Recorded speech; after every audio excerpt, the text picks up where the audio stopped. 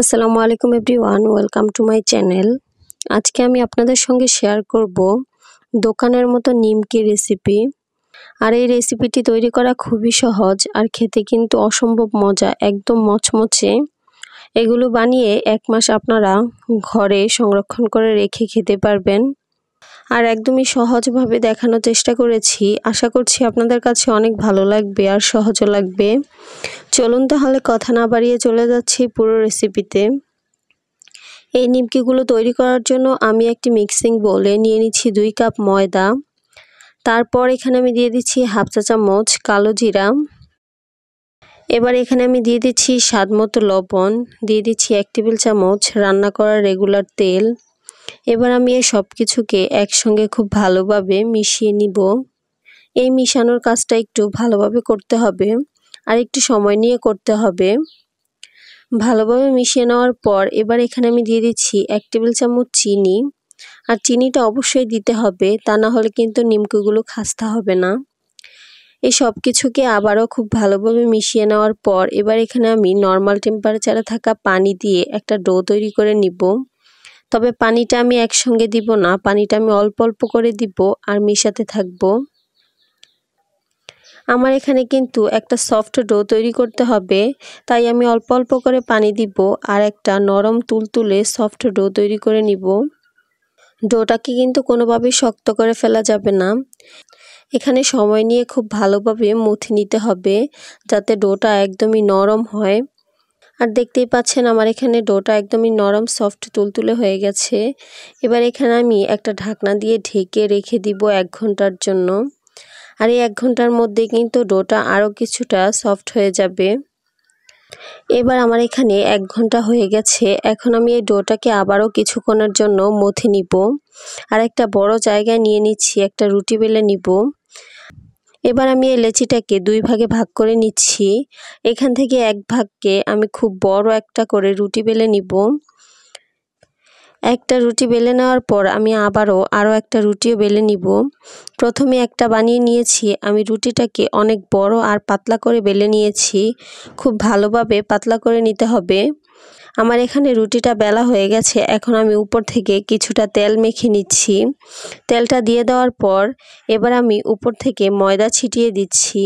তারপর হাত দিয়ে মিশিয়ে নিচ্ছি। এরপর আমি এভাবে রুটিটাকে ফোল্ড করে পুরাটা রুটিকে ফোল্ড করে নিব। একটু সফট হাতে ভালো করে রোল করে নিতে হবে। আমার এখানে রুটিটা কিন্তু অনেক পাতলা হয়েছে আর রুটিটাকে কিন্তু পাতলা করে বেলে নিতে হবে, তাহলে কিন্তু নিমকিগুলো খাস্তা হবে। এবার আমার এখানে রুটিটা ফোল্ড করা হয়ে গেছে। এখন আমি যে সাইজের নিমকিগুলো তৈরি করব সেই সাইজের এই নিমকিগুলোকে কেটে নিচ্ছি।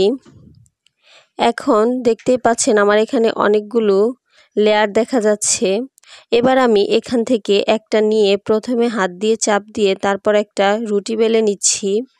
আর এই রুটিটা কিন্তু অনেকটাই ছোট হবে। আমি রুটিটাকে ঠিক কীরকম সাইজের রেখেছি আপনারা দেখে নিশ্চয়ই বুঝতে পারছেন। তারপর আমি এই রুটিটাকে মাঝখান থেকে একটা ভাঁজ দিয়ে নিচ্ছি।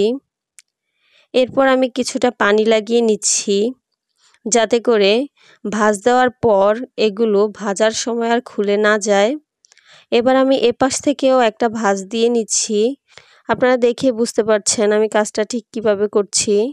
একদমই সহজ একটা ব্যাপার, দেখে একটু বুঝে নিতে হবে, এখানে বলে বোঝানোর মতো কিছু নেই। আর একটু হাত দিয়ে চাপ দিয়ে দিতে হবে, অতিরিক্ত চাপ দেওয়া যাবে না। আর এভাবেই আমি সবগুলো নিমকি তৈরি করে নিব। আমার সবগুলো নিমকি তৈরি করা হয়ে গেছে। এবার আমি এগুলোকে ভাজতে চলে যাব। এগুলো ভাজার জন্য চুলায় একটি প্যান বসিয়ে দিচ্ছি আর তাতে পর্যাপ্ত পরিমাণে তেল গরম হতে দিয়েছি। তেলটা যখন কিছুটা গরম হয়ে আসবে তখন এখানে আমি দিয়ে দিব একে একে বেশ অনেকগুলো নিমকি। চুলার মিডিয়াম লো আছে, এগুলোকে একটু সময় নিয়ে ভাজতে হবে, কারণ এগুলো যদি হাই হিটে ভেজে নেওয়া হয় তাহলে কিন্তু উপর থেকে অনেক দ্রুতই কালার চলে আসবে আর ভেতর থেকে খাস্তা হবে না, কাঁচা রয়ে যাবে। তাই এগুলোকে একটু সময় নিয়ে ভাজতে হবে উল্টে পাল্টে। এগুলোকে তাড়াহুড়া করে ভাজতে যাবেন না, একটু সময় নিয়ে ভাজবেন, তাহলে ভেতর থেকে অনেক বেশি খাস্তা হবে। একটা পাশ হয়ে গেলে অপর পাশ উল্টে দিতে হবে। এভাবেই আমি উল্টে পাল্টে গোল্ডেন ব্রাউন কালার করে এগুলোকে ভেজে নিব। আপনারা দেখেই বুঝতে পারছেন এগুলোর মধ্যে খুব সুন্দর একটা কালার চলে এসেছে। এখন আমি একটা ছাঁকনিতে করে তেল ঝরিয়ে নিমকিগুলোকে উঠিয়ে নিচ্ছি। আর এভাবে আমি সবগুলো নিমকি ভেজে নিব।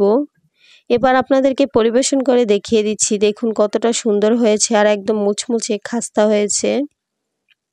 একবার বানিয়ে মাস জুড়ে সংরক্ষণ করে রেখে খেতে পারবেন। আমার এখানে 2 কাপ ময়দা দিয়ে বেশ অনেকগুলো নিমকি তৈরি হয়ে গেছে। আশা করছি আপনাদের কাছে এই সহজ রেসিপিটি আপনাদের কাছে অনেক সহজ লেগেছে আর ভালো লেগেছে। যদি ভালো লেগে থাকে অবশ্যই আমার চ্যানেলটি সাবস্ক্রাইব করবেন আর পাশে থাকা বেল বাটনটি ক্লিক করে রাখবেন আমার পরবর্তী ভিডিও নোটিফিকেশন সবার আগে পাওয়ার জন্য। আজকে এ পর্যন্তই। সবাই অনেক বেশি ভালো থাকবেন। আল্লাহ হাফেজ।